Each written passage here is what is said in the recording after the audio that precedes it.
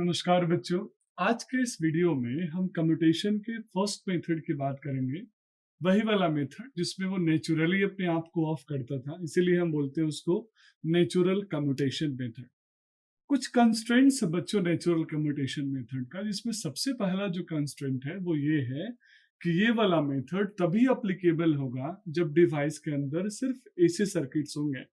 Means AC supply होनी चाहिए, circuit must be AC. ये ध्यान रखिएगा बच्चों, क्योंकि ये डीसी सर्किट के लिए अप्लीकेबल नहीं है। आप कैसे इस बात को समझ पाएंगे आगे आने वाले टाइम में मैं यहाँ पे डिस्कस करूंगा। बच्चों इस कम्यूटेशन में मेरा डिवाइस नेचुरली ऑफ होता है। नेचुरली ऑफ होने का मतलब है जब हम एसी अप्लाई करेंगे तो मेरे पास दो ऑप्शन है, एक पॉजिटिव हाफ साइकिल, दूसरा नेगेटिव हाफ साइकिल। मैं यहाँ पे एक सर्किटरी सबसे पहले आपके साथ डिस्कस करता हूँ, फिर मैं उस प्रोसेस को बताता हूँ कि कैसे नेचुरल कम्यूटेशन में वो अपने आप को ऑफ कर लेता है, खुद ही ऑफ कर लेता है। तो चलिए, एज फॉर एग्जांपल मैंने यहाँ पे एक सप्लाई वोल्टेज लिया, दैट इज वीएस।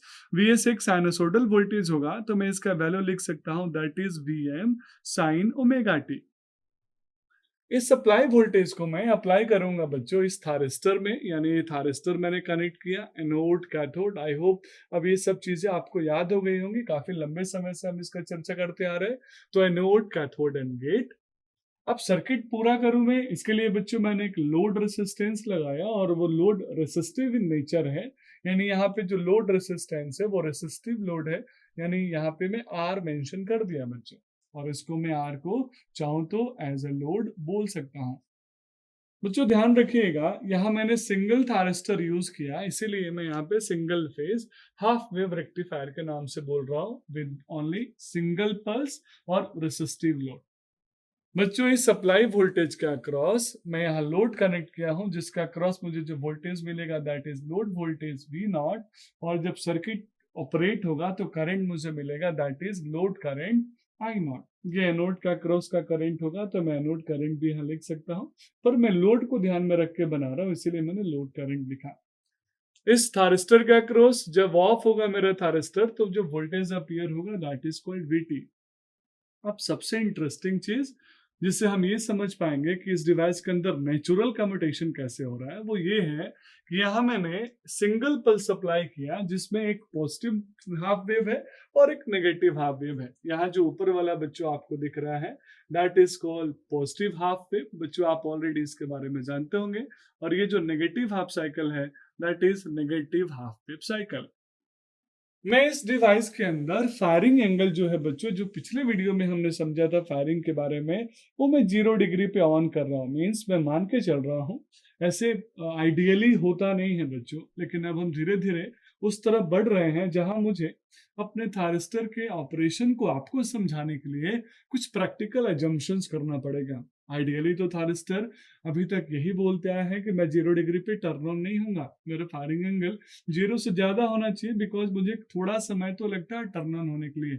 लेकिन मैं जब प्रैक्टिकली आपको एक्सप्लेन करूंगा तो मैं एज्यूम कर लूंगा कि थारिस्टर एज ए डायोड काम कर रहा है। अब डायोड बोलते ही समझ में आ गया होगा कि सर वहां फायरिंग सर्किट की तो जरूरत ही नहीं है, 0 डिग्री पे टर्न ऑन हो जाता है। तो यहाँ पे मैं मान के चल रहा हूँ कि मेरा डिवाइस 0 डिग्री पे टर्न ऑन हो रहा है। मीन्स इसकी जो फायरिंग एंगल है बच्चों वो कितनी है, 0 डिग्री। अब यहीं से इसका प्रोसेस समझ में आ जाएगा बच्चों। जैसे ही मैं अल्फा इक्वल टू 0 डिग्री पे मीन्स डिवाइस को फायरिंग करूंगा, तो मेरा जो हाफ वेव रेक्टिफायर है एज ए डायोड काम करेगा और मुझे आउटपुट वोल्टेज देना स्टार्ट करेगा।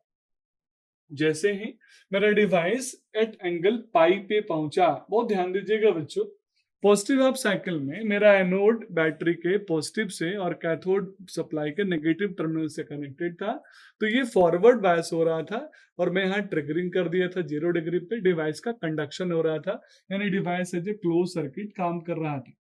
अब बच्चों यहाँ पे मैं क्या चेंज कर रहा हूँ, यानी डिवाइस यहाँ पे क्लोज सर्किट है।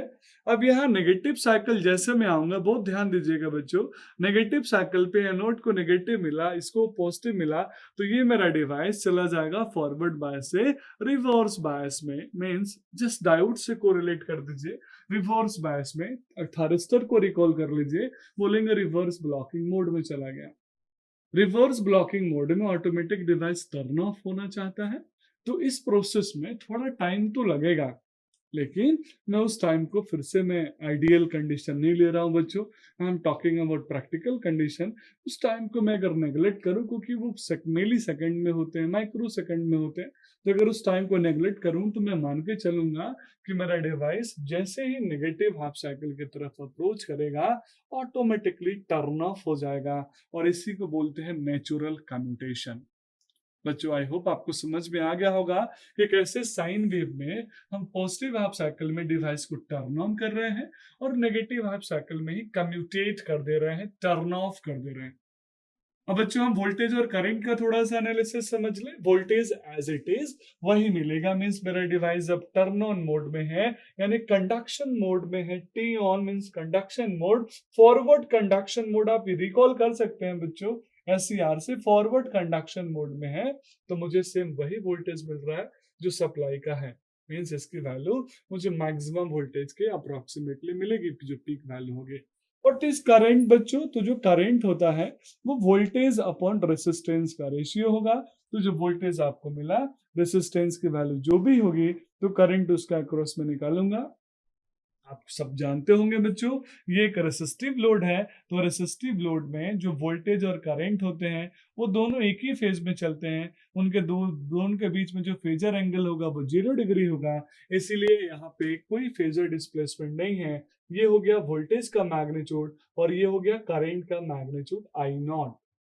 बच्चों आई होप आपको ये समझ में आ गया होगा। अब जैसे ही पाइप पे डिवाइस टर्न ऑफ हो गया, मींस पाइप पे आते ही डिवाइस का आउटपुट वोल्टेज 0 हो जाएगा और उस कंडीशन में थारिस्टर से आउटपुट वोल्टेज मिलना स्टार्ट हो जाएगा। तो बच्चों डिवाइस जब ऑन था तो वीटी की वैल्यू क्या होगी? नेग्लिजिबल, बहुत स्मॉल वैल्यू। तो मैं उसको नेग्लेक्ट कर रहा हूँ, मैं मान के चल रहा हूँ यहाँ पे आइडियल सिचुएशन आ गया, कोई भी ड्रॉप में कंसिडर नहीं कर रहा हूँ। लेकिन जैसे ही पाई से 2 पाई के बीच में मेरा डिवाइस टर्न ऑफ मोड में जाएगा, तो जो ये वोल्टेज था Vs ये किसका अब किसके अक्रॉस अपीयर होगा बच्चों? थारिस्टर के अक्रॉस। तो इसको Vt इक्वल टू यहाँ पे V नॉट हो जाएगा। आई होप आपको ये समझ में आ गया होगा। तो that's all about this natural commutation process. I hope आप नेचुरल कम्यूटेशन के अंदर ऑन और ऑफ का जो मेथोडोलॉजी है वो समझ गए होंगे। अब नेचुरल कम्यूटेशन यूज कहाँ कहाँ होता है बच्चों? तो नेचुरल कम्यूटेशन के कुछ कॉमन यूजेस हैं, जैसे ये एसी वोल्टेज कंट्रोलर में यूज होता है, ये साइक्लो कन्वर्टर में यूज होता है। AC voltage controller, cyclo converter, ये हम आगे पढ़ेंगे बच्चों।